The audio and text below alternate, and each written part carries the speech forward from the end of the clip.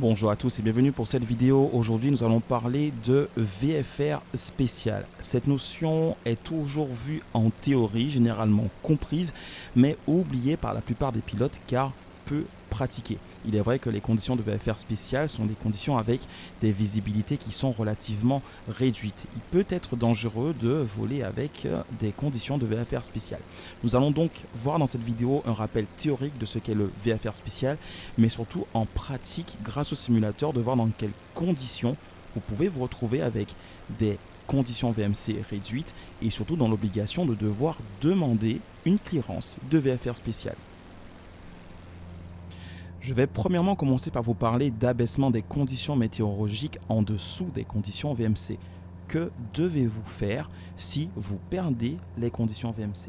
Première option, il vous faut demander une clearance modifiée vous permettant de poursuivre votre vol en VMC jusqu'à votre destination ou jusqu'à un aérodrome de dégagement, ou alors de quitter l'espace aérien à l'intérieur duquel une clearance ATC est requise. Deuxième option, s'il est impossible d'obtenir une clearance comme il est prévu au point 1, vous poursuivez le vol en VMC et avisez l'organisme ATC compétent des mesures qu'il prend pour quitter l'espace aérien concerné ou pour atterrir à l'aérodrome approprié le plus proche. Option numéro 3, si le vol est effectué à l'intérieur d'une zone de contrôle, vous demandez l'autorisation de poursuivre comme un vol en VFR spécial. C'est le but de la vidéo d'aujourd'hui. Option numéro 4, vous demandez une clearance pour poursuivre le vol conformément aux règles de vol aux instruments. Vous demandez une clearance IFR si, bien sûr, vous êtes qualifié. Qu'est-ce que le VFR spécial? Par définition, c'est un vol VFR autorisé par un organisme de contrôle de la circulation aérienne dans des conditions météorologiques inférieures aux conditions météorologiques de vol à vue. Je vais donc insister sur deux points.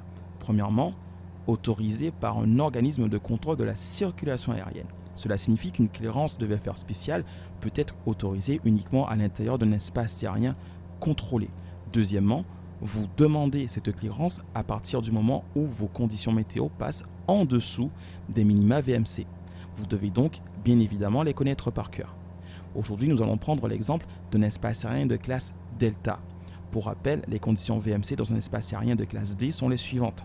En dessous de 10 000 pieds, une visibilité supérieure ou égale à 5 km, un espacement de 300 mètres verticalement par rapport au nuage et 1500 mètres horizontalement. À partir du moment où vous perdez ces conditions, dans un espace aérien de classe D, vous devez obligatoirement demander une clearance de VFR spécial. Nous verrons plus tard qu'est-ce que cela implique. Autre point à retenir, ceci est une précaution à prendre de la part de l'organisme du contrôle aérien. Un organisme du contrôle de la circulation aérienne ne délivre pas de clearance VFR spéciale autorisant un aéronef à décoller d'un aérodrome situé dans une zone de contrôle, à atterrir sur cet aérodrome ou à pénétrer dans la zone de circulation ou dans le circuit d'aérodrome lorsque les conditions météorologiques apportées pour cet aérodrome sont inférieures au minimum suivant. La visibilité ne doit pas être inférieure à 1500 mètres, le plafond ne doit pas être inférieur à 600 pieds. Si les conditions météo sur ce terrain sont inférieures à celles-ci, vous n'aurez pas d'autorisation de décoller, d'atterrir ou de circuler dans la circulation d'aérodrome. Vous pourrez cependant transiter librement dans cet espace aérien. Je vous présente à l'écran l'image radar de l'archipel des îles de Guadeloupe. Cette image a été prise le 28 décembre 2021. Nous allons effectuer un vol de l'aérodrome Tango Fox Fox Charlie, Saint-François, vers l'aéroport de Pointe-à-Pitre. Vous pouvez constater sur le radar que vous avez beaucoup d'averses éparses sur le trajet. Nous allons longer la côte sud de la Grande Terre, pour ceux qui connaissent, jusqu'à l'aérodrome de Pointe-à-Pitre. Vous pourrez constater qu'une journée comme celle-ci, vous risquez à un moment ou un autre, si vous n'évitez pas les zones nuageuses et pluvieuses, de perdre les conditions VMC. Nous allons donc effectuer ce vol dans une CTR de classe Delta, CTR qui apparaît à l'écran de couleur bleue. Dès que nous quitterons la zone de Saint-François, l'aérodrome de départ, nous rentrerons directement dans la CTR de l'aéroport de Pointe-à-Pitre. Je suis maintenant au décollage de l'aérodrome de Saint-François. J'évolue dans un espace aérien de classe Golf. J'ai donc actuellement les conditions VMC pour évoluer dans cette classe d'espace. Je vais virer à droite, longer la côte vers l'aérodrome de Pointe-à-Pitre et rentrer dans un espace aérien de classe Delta.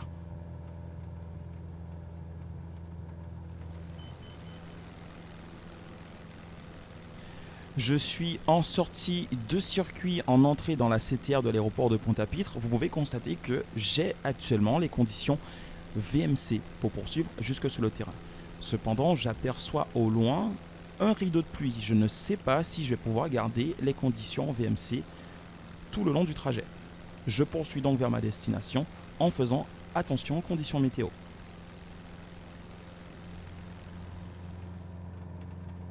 J'ai poursuivi mon vol comme prévu, je suis à 700 pieds et j'ai maintenant totalement perdu les conditions VMC. J'ai un plafond qui est vachement descendu et une visibilité qui est passée en dessous des 5 km.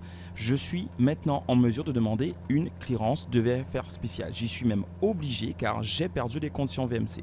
Pour cela, vous faites votre demande qui vous sera accordée. La question maintenant, c'est qu'est-ce que ça change pour vous? En fait, pas grand-chose. Vous êtes toujours en VFR, vous êtes juste sur un régime de vol particulier.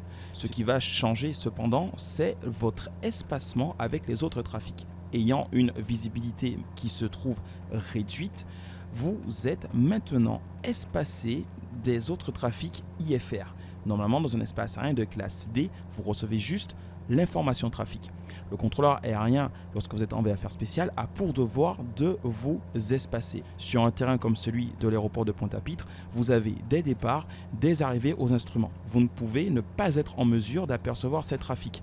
Vous devez donc être séparé automatiquement par le contrôleur aérien. J'ai une visibilité qui est inférieure à 5 km, mais toujours supérieure à 1500 mètres. Je peux poursuivre donc en clearance de VFR spécial en gardant la vue du sol, c'est le cas, rester hors dehors de nuages et avoir une vitesse inférieure à 140 nœuds. Les conditions de vol en VFR spécial sont très particulières. Elles s'apparentent déjà à des conditions de vol aux instruments. Si vous n'êtes pas entraîné pour effectuer ce genre de vol, il vaut mieux éviter de décoller avec ce genre de conditions. Je vous rappelle que vous ne pourrez pas recevoir de clearance d'atterrissage si vous avez un plafond qui est inférieur à 600 pieds et une visibilité inférieure à 1500 mètres.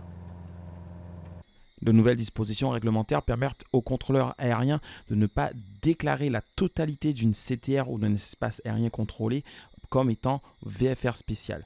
Les contrôleurs peuvent procéder au cas par cas, aéronef par aéronef ou zone par zone. J'aperçois maintenant mon aéroport au loin, les conditions sont en train de se dégager. Je suis toujours dans un espace aérien de classe Delta, j'ai cependant retrouvé mes conditions VMC. Je peux donc maintenant l'annoncer au contrôleur aérien qui va me remettre sur régime de vol VFR normal et vous pourrez poursuivre jusqu'à votre destination.